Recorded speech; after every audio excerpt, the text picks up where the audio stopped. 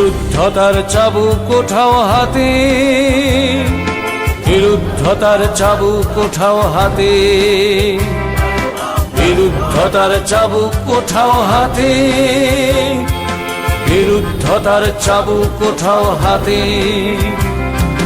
তোমার স্বদেশ লুট হয়ে যায় প্রতিদিন প্রতি রাতে, তোমার স্বদেশ লুট হয়ে যায় প্রতিদিন প্রতি রাতে। বিরুদ্ধতার চাবুক ওঠাও হাতে, বিরুদ্ধতার চাবুক ওঠাও হাতে। কমরেডস এবং বন্ধুগণ, স্বাধীনতার অমৃতকাল পার করেও আমাদের দেশে ওপর তলার 10% মানুষের হাতে ভারতবর্ষের 65% সম্পদ চলে গিয়েছে, আর 50% মানুষের হাতে দেশের সম্পদের মাত্র 5.5%।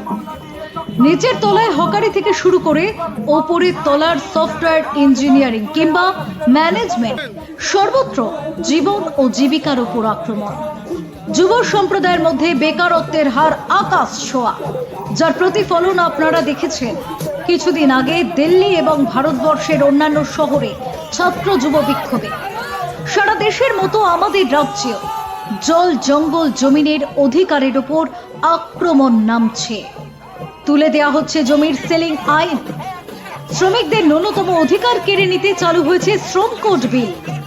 মানুষের নাগরিকত্বের অধিকার 5 বছর অন্তর ইভিএম বাক্সে বোতাম টেপার অধিকারটুকুও থাকবে কিনা সেটাও অনিশ্চিত।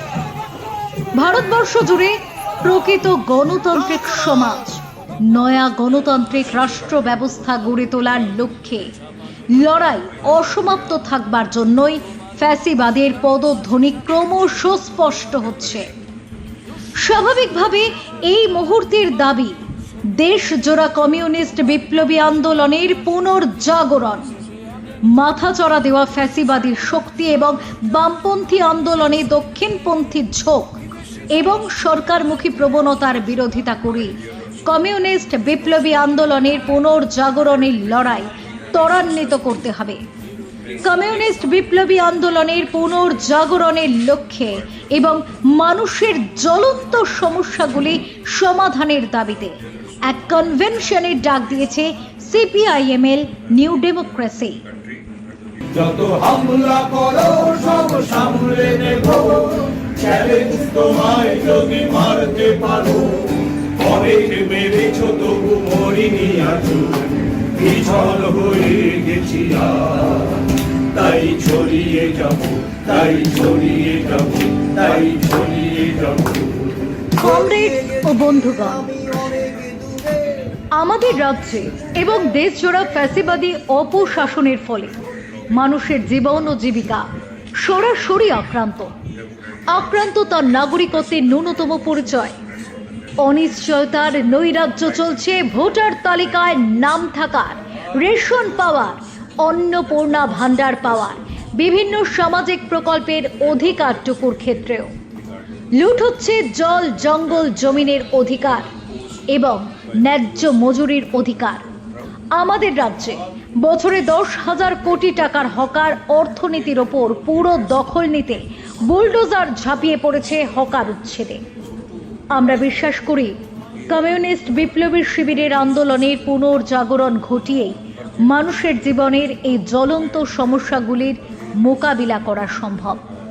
এই মুহূর্তে আমাদের আশু দাবি, বেআইনিভাবে বাতিল হওয়া 26 লক্ষ নাগরিকের ভোটাধিকার ফেরত দিতে হবে।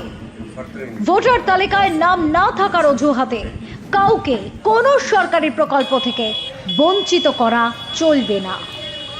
শ্রমিকের অধিকার কেড়ে নেওয়া শ্রম কোড বাতিল করো, বস্তি ও হকার উচ্ছেদ বন্ধ করো, সমস্ত মহিলাকে অন্নপূর্ণা ভাণ্ডার দিতে হবে। বিজেপির ভোটের প্রতিশ্রুতি অনুযায়ী পরিবার পিছু বিনামূল্যে 200 ইউনিট বিদ্যুৎ চাই।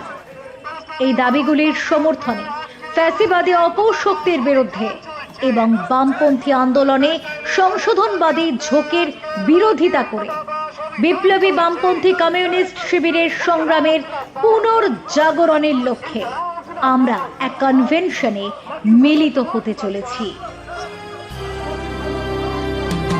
তোমার মাঠের ফসল কেন হে পরের জাহাজে ওঠে? খুদকুড়ো শুধু তোমার জন্যে, তাও কি দুবেলা জোটে? তোমার কয়লা লোহা কেন যায় আমি? সিপিআইএমএল নিউ ডেমোক্রেসি বিপ্লবী বামপন্থার পুনর্জাগরণের লক্ষ্যে এবং জনজীবনের প্রতিটি জ্বলন্ত সমস্যা নিয়ে আন্দোলন গড়ে তুলতে আগামী 29শে আগস্ট শনিবার বিকেল 3:30 কলকাতার মহাবোধি সোসাইটি হলে এক কনভেনশনের ডাক দিয়েছে। সংগ্রামের সহ নাগরিকদের কাছে সিপিআইএমএল নিউ ডেমোক্রেসির আবেদন, আপনারা এই কনভেনশন সফল করুন।